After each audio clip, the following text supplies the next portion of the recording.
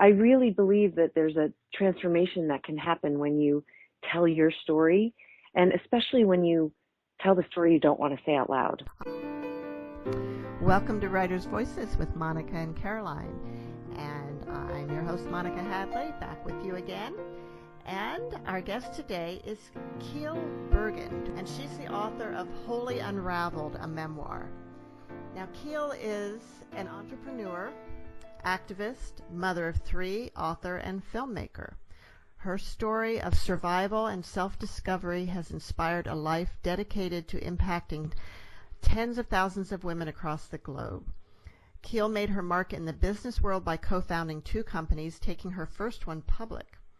Keele is the founder of capital letter B in parentheses, a company that curates tribes of women that come together to rebuild their lives and relinquish the patterns of behavior that hold them back. So hopefully we can learn a little bit more about that. And Wholly Unraveled is a memoir of her younger years. Welcome to Writers' Voices, Keele. Thank you so much, Monica. I'm so happy to be here. Now, this is kind of not a happy story. Has a kind of a happy ending, but there's a lot of really painful parts of your memoir. What made you decide that to write this, and not only write it, but to publish it? Yeah, I fundamentally, Wholly Unraveled is about overcoming adversity and healing, really, and transforming your life. And what made me do it is, I've traveled the world. I do microcredit lending, and I do education and vocal empowerment in other countries. And I just started to realize that I was asking all of these women to tell me their story, but I hadn't told my story yet. And so I really believe that there's a transformation that can happen when you tell your story, and especially when you tell the story you don't want to say out loud. A lot of the stories that you read in Wholly Unraveled are stories I really did not want people to know about me. But after saying them, it's like it shed this light, and it turned the trauma into something more beautiful. Wow. By the way, I do find there is a Fairfield connection that you have, because I'm looking at the back jacket of your book, and there's a quote from Jennifer Reed Hawthorne, who lived here in Fairfield for many, many years, and whom I've known for many, many years. And she writes, she's fantastic. She writes, Keele Burgin is a living, breathing example of the triumph of the human spirit. The story of how she overcame the extreme abuse of her childhood is nothing short of breathtaking. And it was extreme. I mean, it was hard to read. How hard was it to write? It was excruciating to write. It took me 5 years. And what I want to say about that is that you have to be ready. You have to have had a certain level of healing. I've been doing EMDR therapy for more than 12 years, and I got to a point where I was healed enough that I could go back and write. But it was very difficult to relive those. And the way I write is in narrative form, and so I really didn't want to save the reader. I didn't want to say, well, I'm going to be fine, here's what happened. And so what I did was I just took the reader with me. And for me, that was a really powerful experience. But like I said, very difficult to write. I mean, I would take pictures of the young version of my father if I was writing that chapter of when he would abuse me, and I would take a picture and put it on my computer so that it was right there, and I would have to look at him as I was typing, and so it was difficult, but really important, and it was finally clear when I finished it that I had put all this blame on myself, and it was misplaced. It actually belonged to my dad, and so I was able to transfer a lot of that shame and blame and hurt, and and just get it off of my plate. You seem to be your father's primary target. Did you ever figure out why? I wish I knew why, Monica. I have no idea. I maybe I was, stubborn, or I really don't know. I just know that my other sisters escaped the abuse. Were they aware of it? I can't speak for them, but I can't imagine that they weren't aware of it. Yeah. I don't have any contact with my family on purpose. And so I don't know. I wonder if there was it seemed like you were trying to hide it, and to a large extent you did from the outside world.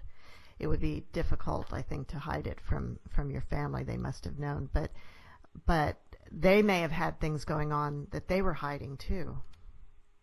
Absolutely. Well, I think in general, I love Flannery O'Connor says, if you've walked through your childhood, you have enough material for a lifetime to write about. Right. So I think everyone has those stories from childhood, and what I really want people to take away from Wholly Unraveled is that our childhoods don't have to define us, and that it's not easy to walk through the pain, but it's worth it at the end to have a really, really happy life. I have a very full, very happy, fulfilling, love-filled life, and I wanted people to hear that because the abuse and the trauma was intense, but it doesn't have to define us. You do, in the book, you do start to heal. And part of the abuse, I don't think I'm giving too much away, had to do with some religious extremism. And you didn't turn away from religion. You actually found some healing in the good aspect of religion. Do you want to address that a little bit? Yeah, I'd love to, because it's a strange irony, and I love it about my life. But yes, I grew up in kind of a Catholic cult kind of situation. My father was one of the leaders of the cult, and the problem was he was a narcissist, and so he was really the god, right? So, like, for things like I would have to pray in tongues before, or be slain in the spirit, before I was allowed to leave the dinner table some nights. And women were called handmaids of the Lord, and they were, there were, yeah, right? Right. And so I grew up in this crazy, like, women didn't have a voice kind of scenario. And when I left that, I chased adrenaline for a long time, drugs, alcohol, very poor decisions. And then when I finally kind of woke myself up, I landed and hitchhiked to a remote Ontario, Canada, in the middle of nowhere, no indoor plumbing, no electricity. We used root cellars, and I lived with 150 people in a Catholic community that was highly structured and silent. And that's where I started my healing, which is just so ironic. Because it is. Like, what drew you there? What drew me there was, there's an archbishop, his name, I'm so grateful for him. His name is Archbishop Joseph Raya, and he was the Archbishop of Galilee, and he came to visit my family for a summer in New Jersey when I was little. And he was the only priest I ever had a connection with who treated me like really beautifully. Like, I didn't have a lot of connection with a lot of priests growing up, so it wasn't that they were bad. It was just this particular one, he would take me for a walk on the boardwalk. He would ask my opinion. He would talk about Marilyn Monroe. He gave me communion earlier than I was supposed to have it. Like, he just broke the rules a little bit, and I remembered him saying to me, all there is love. It was just love. And he lived in that place, Madonna House in Canada, for summers. And I remembered that. And when I was at my lowest point, I had woken up. I was evicted from another apartment. I had lost another car. I had done too many drugs the night before. And I remembered his voice. And so I hitchhiked there, and I lived there for a year in silence. Wow. Now, it wasn't all roses there either, though. Absolutely not. Yeah. No. No, it was incredibly difficult, because when I got quiet, when I wasn't trying to fill this void with, alcohol, drugs, anything, it got really loud, and I had to really face what happened to me in my childhood. And the really incredible part for me is there was this woman there. Her name is Marion, and she was so beautifully holy, if that makes sense. She had these piercing blue eyes. She could read your heart. You could feel her when she walked in the room. She was just very, very close to God.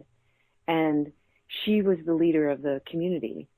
And Well, maybe I should read. Can I read a little piece Sure. about that? Yeah. Sure. I can set it up that this is at Madonna House, in a dining room full of 150 people. You could talk during meals. That was it. And she comes into the room, and I'll take it from there. Marion came out of the kitchen dressed in a red sweater and black pants and walked to the table, her table. She looked like she had seen a ghost and beat the shit out of it. She was pale with red blotches on her face and neck, and both of her hands were tightly balled into fists that I could see, and I could see the whites of her knuckles. Her signature quiet glide across the floor had been traded for an angry pounding of determined steps. She passed behind me and took her usual seat at the head of the table across from Jeremy, who had just returned from the kitchen with our food. Marion's eyes were glued to the air 6 inches above her. Her lashes stuck to the skin above her eyes, and her mouth was set between a straight line and a frown. The silence had a foul scent. The air was thick and wet. It made my nose crinkle and my eyes burn. I looked around the room, and it was as if she had petrified it. She put both of her fists on the table. Her white hair was prickly and standing on end as if she had just pulled her finger out of a socket. But she was staring far away from here. Her red sweater was disheveled and the white turtleneck under it tight against her neck, standing at attention. She stood up, and the dining room shook. I heard a glass break somewhere in the distance, but I couldn't take my eyes off Marion. "I hate you, God," she screamed. Her arms were extended in front of her, one held higher than the other, like a boxer in a ring, and the red blotches on her face were spreading. "In 23 years, I have asked you for exactly one thing. One. I had a plan for my life, and I gave that up because you asked me to. One thing I asked you for, one thing. Protect him." Her voice ricocheted off the walls. To protect him. Her head was raised to the heavens, and I could see embers of hatred fanning the fire in her eyes. She looked up, and her fists followed. "Do you hear me?" I couldn't take a breath. There was no oxygen in the room. She willed the sun behind a cloud, and the light in the room darkened. "Did you bother to whisper in his ear when he was buying the gun?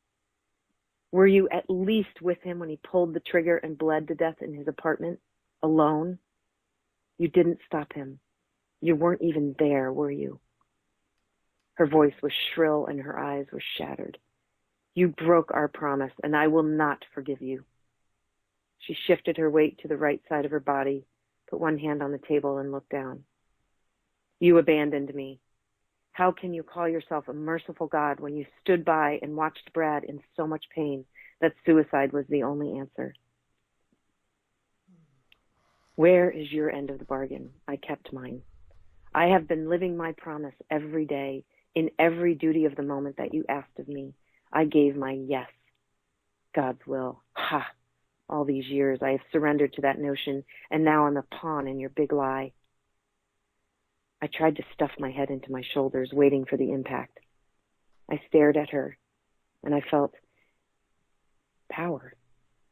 Red, hot, holy power. She was dancing with the divine, and she looked unafraid. She was upright, with her chest thrust out and her legs firmly rooted on the floor. She wasn't bracing for impact. She was delivering it. Hmm. Did this change things for you? It did. I finally figured out that my dad wasn't God in that. And that I know that she didn't hate God, but the ability that she was having a real dialogue with her divine was so amazing to me that I realized that God is love and God is merciful and God is a relationship, not something to just be afraid of, but there's mercy. Are you still Catholic?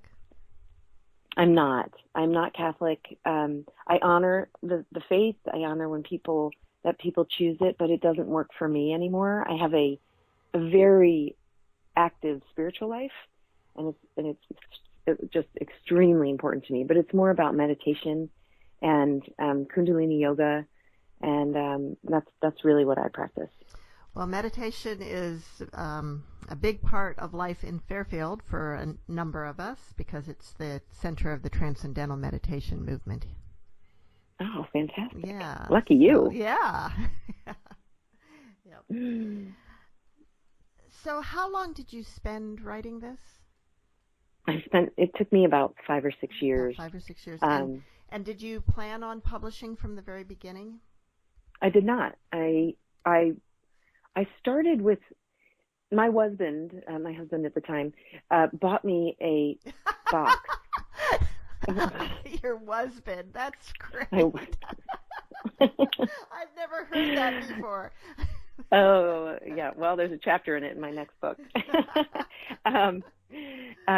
So I would write on sticky notes, and I'd have a memory, and I'd write it on a sticky note, and I apparently was leaving them all over the house. And he bought me this beautiful linen box, and he said, just start putting them in here. And he bought me these beautiful cardstock cards, and so I started writing, and I would just throw them in there because I was kind of afraid, and the box started filling up, and I realized I really have to tell my story. I was really scared because I had never written anything in my life, and I was terrified to call myself a writer. But after a while, I realized that it was a craft that I really loved, and it was very cathartic and healing and hopefully transformative for other people. You're listening to Writers' Voices, and our guest today is Keele Burgin, author of Wholly Unraveled. Keele, tell me a little bit about your company. Oh, Bee Tribes. I love it so much, and it's such a pleasure that I get to watch these women change. Basically what we do is curate tribes of women, 12 to a tribe, and we take them through a 6-month curriculum where it's all about relieving the things that don't serve you anymore. Just getting them gone, the patterns and the fears that we unconsciously and consciously live with.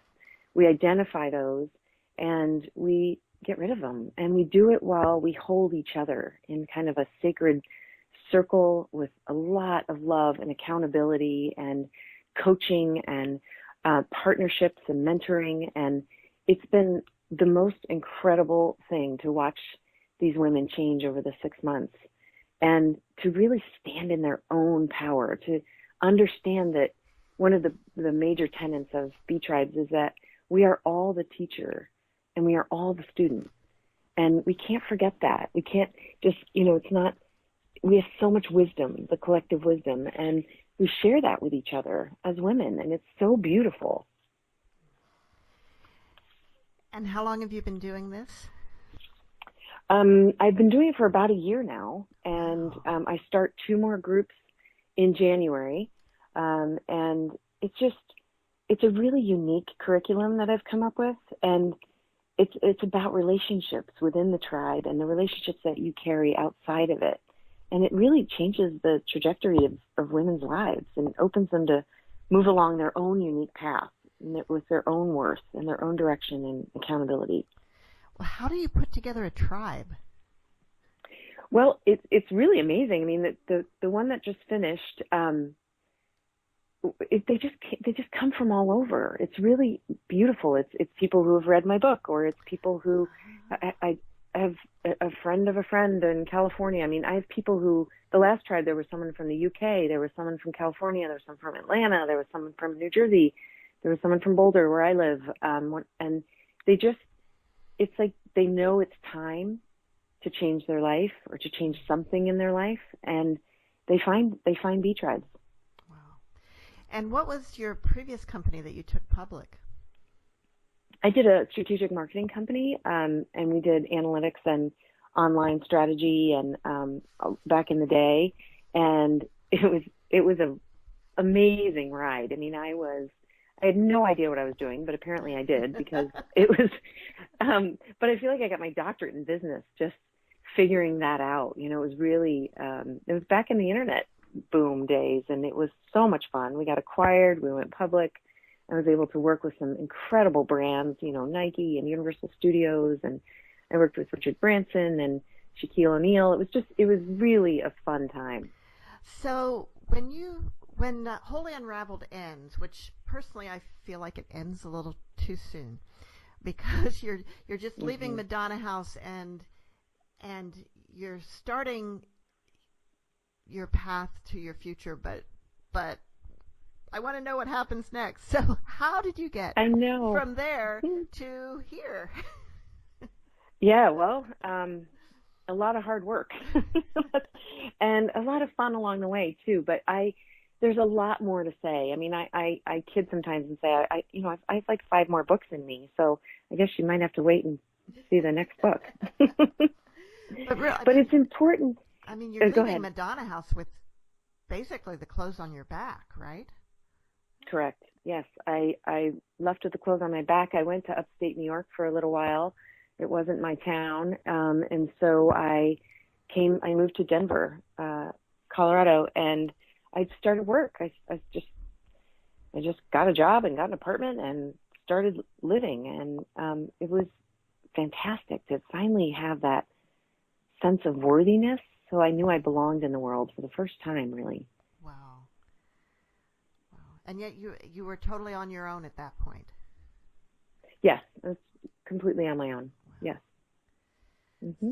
So that just seems like it would take such amazing courage. I've never really struck out completely on my own. I mean, I've done a lot, believe me, but yeah, I've always had somebody else there.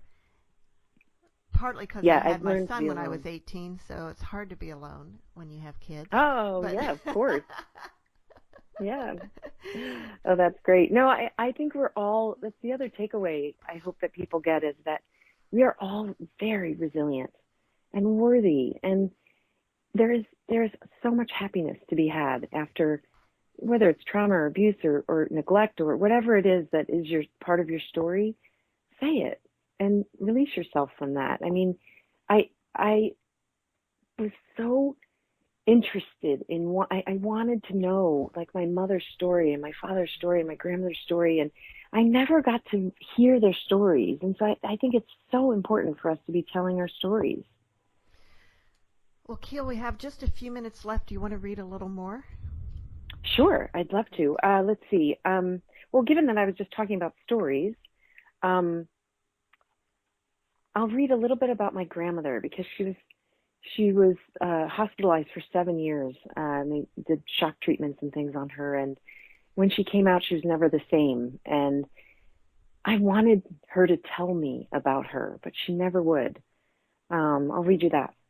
Okay. I would hide behind, when she came to visit, I would hide somewhere and watch her. So this is one of those times. I hid behind the sheer white curtains by the twin brass beds to watch her.